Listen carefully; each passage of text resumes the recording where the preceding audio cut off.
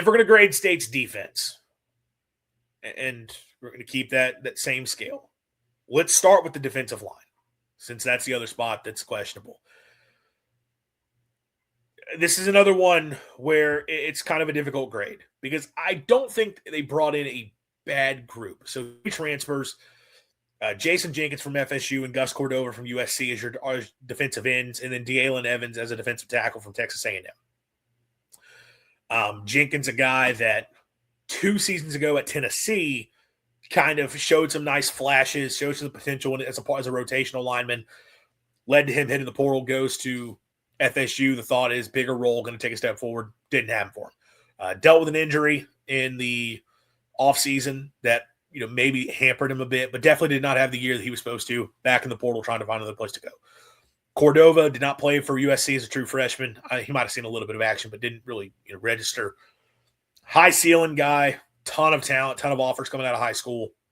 Someone USC definitely wanted to hold on to, but he felt like he needed an opportunity elsewhere. And then D'Alen Evans is, in a way, kind of similar to what you would talk about with Jenkins when he was at Tennessee, and that in a crowded defensive line room has shown some flashes when as a rotational player when given opportunity. Will he take a step forward with an expanded role? And he's a player Tennessee wanted. State had to beat Tennessee to get D'Alen Evans. So they added some talented guys there along the defensive line. Cordova has a high ceiling. Evans has a high ceiling. I think Jenkins at this point, you are just banking on, can he be a solid rotational piece? I don't know if you're bringing him in to be the starter. It's not a bad group. But there is a key there that I said, which is a lot of production, potential overproduction. And, Jenkins is what he is. Evans and Cordova are guys that you are banking on what they could be. So, because of that, it's hard for me to get super optimistic when we felt like D-line was a spot that needed to upgrade. That you wanted them to bring in a couple guys you felt he is at least competing for a starting role, but someone that's got some production and could step in and be an impact player for them along the defensive front. You wanted to get a couple of those guys. You didn't get one that's proven. And look, I don't think – I was saying this a few minutes ago. I don't think D-line is going to be a disaster for State. I think Will Whitson fully healthy, if you get him fully healthy, has a chance to be really disruptive up front and have a good season. I like Jere Bledsoe quite a bit.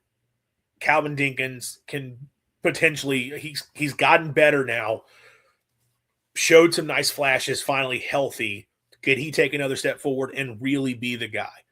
I think you've got some decent options along the defensive line as it is that you could end up having a solid group, and you don't have to bring in guys that are for sure starters, difference makers. I could see the guys they have already on campus taking a step forward. But it's a question. It's not a surefire thing, and that's where you felt like State needed to go out and get more. And the fact that they did not get a single guy out of the portal at defensive line that is a proven contributor, that's where, for me, I go C again here. You added guys who I think can be good. You added guys who can be contributors. You added some high ceiling guys. Do you know that you got difference makers? I don't know that. And I think it's hard to say for sure that they got that. So, yeah, that's where I got to go with a C on this. I don't think it's a complete and total failure, but it's definitely leaves some question. The other position, kind of that hybrid spot, the Sam linebacker and Arnett's defense, that edge stand-up role, this is the one that bothers me the most. State brought in one player, Amari Williams out of Florida State, who was a two-way player for the Noles, played tight end and defensive end, split reps there. Coming to State to defensive end. Again, he's going to play that Sam linebacker role. Showed flashes at FSU. Felt like he could be a guy that could develop. Florida State did want him. Another player that Florida State did not want to see gone, and they felt like if he could have really stuck to, especially defensive end, had a chance to be a good contributor. The problem, though, is this is a spot that was a major need on the roster. Both in terms of the fact that you just haven't gotten good pass rush in multiple years now. You've not had guys who have played this role well for you particularly, but you also don't have the guys on the roster. That's the other problem here. You're bringing in a couple freshmen in Micah Nickerson, and Chris Addison is the other that's been talked about maybe playing here. All right, I don't think those guys are contributing much as freshmen. You have Tyshawn Willis, who was a high ceiling guy coming out. He didn't play at all last year.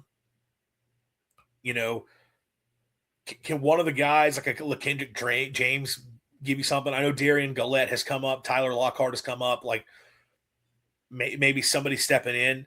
You do not have a proven option at that edge rush position. And State went after guys. State entertained Caleb Herring from Tennessee. They entertained Harvey Dyson from Tulane. And you see those guys go elsewhere. Dyson goes to NC State. Herring goes to South Carolina. And the talking point coming out of it is that those are players who had pretty high asking prices that State felt they were not quite worth. That State was not going to pay what those guys wanted when they did not think they are for sure SEC difference makers. That, Dyson, great production at the American Conference, but we don't know that he's doing that in the SEC. Herring showed a lot of flashes at Tennessee, was a good player, but may be more of a rotational type guy. I guess that's the thought process of both those spots. And we're not going to pay top dollar for those positions, especially because Amari Williams is someone that we believe in and we think can be awesome. And we really believe Amari Williams is going to be a difference maker for Mississippi State. Okay. Maybe Amari Williams is awesome. If he is, fantastic. Great. You hit. What if he's not? What if Amari Williams is not that dude? Then where do you turn? And again, I understand you got other guys on the roster you think can play that role. None of them have proven their ability to do that yet. And D-line, and I know this is kind of D-line, but like defensive end, defensive tackle, nose tackle, I can at least look at the guys State has with the guys they brought in, and I can see that coming together as like, okay, I could see that working out well. This is a spot where I really felt State had to get somebody who has proven they can play the role. And that's what worries me a little bit here. And, Sven makes a point. Edges play violent. Many injuries happen. I expect at least 3 guys. Like, yeah, guys, that's a spot where you're going to rotate bodies for sure. You're not just playing one guy. So the fact they only brought in one is already concerning in and of itself. Maybe they feel really good about not just Williams, but maybe they do feel good about other guys on the roster. But why would you not want to get somebody else in here that you've seen play that role and do it well? Even if you don't think we're not fully confident that's an SEC level guy or an SEC impact difference maker. I would still feel a whole lot better having either Caleb Herring or Harvey Dyson on this roster. And clearly you had money that you could have spent, and you didn't spend it on the spot because you didn't think it was worth it, especially when at the time you're talking about going in on Jordan Seaton. Well, that didn't happen. State might be fine here. Amari Williams might be the gem that Arnett thinks he is, and then you got a couple of maybe Tyshawn Willis is ready in year 2, and then they see like a Darian Gillette they think plays it well and takes like maybe State works out, they're okay. The fact you did not bring in somebody that I can confidently say can play this position well when you're not bringing anybody back. That's the other thing here. Compared to some of the other spots where I've been a little bit concerned, you at least have guys returning that you feel okay about. You can see it working. You don't bring anybody back here. It's not an F because you did bring a player in. I gave out a D. Like, to me, this was a D for State at that Sam linebacker edge rush spot.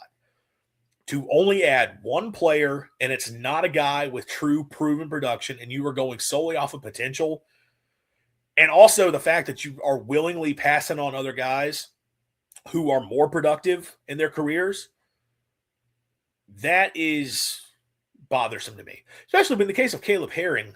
Like, it's crazy to me that they would not want to, and maybe South Carolina had an offer that State wasn't willing, whatever. But I don't buy it when State was going to pay $4.5+ million to go get Jordan Seaton. I don't know what Caleb Herring got at South Carolina, Caleb Herring was productive in the SEC. We're not talking about a guy who, like, was doing it at the lower level. He was doing it in the SEC. And also, the other thing I'll say about Caleb Herring, go look at his numbers compared to the numbers Mississippi State's guys had. Caleb Herring was a backup at Tennessee. Caleb Herring had better production than any of Mississippi State's pass rushers, any of their defensive linemen. Doing it in the SEC. So why would you not go and get that guy and pay for that guy if you've seen him be better than what you've had? That's what doesn't make sense to me. Maybe they truly think they got something with Amari Williams, but it's a big risk. So, yeah, I go D at that spot. And I hope I'm dead wrong, but that's the one that really concerns me, that you didn't go out and get somebody who you trust can be a difference maker for sure, has shown they can do it. On a more positive note, we'll get to the back seven because I forgot linebacker. Technically, State does bring in a player here, Gav Holman from Florida State. Didn't play for the Noles. I'm not including this as a part of the grade. I'm not going to give a grade at linebacker. But it's one guy who I think is just entirely a depth piece, and you didn't need to go out and get anybody. Had they added a linebacker who was I guess had they gone and gotten Chris Jones from USM, who there was the whole conversation, should State have done that? Then, I'd give a grade to contribute it because you would have been adding a difference maker to your defense or a guy who could contribute to your defense. But they didn't have to. I'm not really worried about the linebacker room. I think you're perfectly fine there. So I'm not going to give a grade for one player when I don't think it makes much difference. I don't think it's worth either propping up or dragging down the grade one way or another. So I think they're fine at linebacker. The secondary, though, is where we're going to get very positive. Cornerback. Add Quentin Taylor from Iowa State, Caleb Singleton from Syracuse, and then Jamrock Grimsley from Florida. I think you did a great job here. You got a power conference level starter in Quentin Taylor to play opposite of opposite of Kelly Jones. You had to get somebody to do that. Singleton has some high upside, got some playing time as a freshman. Grimsley probably some high upside. I know dealt with injury a little bit at Florida, and that's probably knocked him a bit. You've added talent to the room. You've added a good starting piece to the room. I think you're in good shape at corner. It's going to be a good group for you, especially with Kelly Jones there protecting one side of the field. I think Taylor can be a serviceable option on the other side. Did what you needed to. I give it an A. You did a really good job at cornerback. I like that group. I think you did a good job at safety as well. Marcus Williams coming from Rice, Jordan Gilbert from LSU, Kendall Dolby from Oklahoma. You added 3 players who have a lot of production and a lot of experience, a lot of starting experience. That's what I needed to see at safety. You were losing a lot of experience in that room. You wanted to go in and add experience guys. Safety is a spot where experience definitely matters a little bit more because of how much it really comes down to just getting in the right place and understanding where you need to be on the field and understanding what angles to take, all that kind of stuff. So playing reps matters a ton for safety, and you got 3 guys who've done that. You've already got Isaac Smith coming back. You're bringing in Braylon Womack. I think these 3 transfers, you've got a really good group to work with, and I think you're going to have a fine safety room. I think your secondary is going to be a strength, so I give it A at safety as well. Secondary is where, if you're a State fan, you can be really excited about what you've done. I think that's the best job in the portal State did was at their secondary spots. So you got to give a lot of credit to State's coaches for that. I mean, Kevin Thompson coming in, Matt Barnes at safety, and then the corners coach as well. Just done a really good job with the guys that they've brought in. Defensively, so if we're going to grade this out, again, I gave a C for defensive line, a D at edge rush, and then A at corner, A at safety. If you're averaging those out into a GBA scale, 2.75, that's a C. Ooh. You passed, but not by much.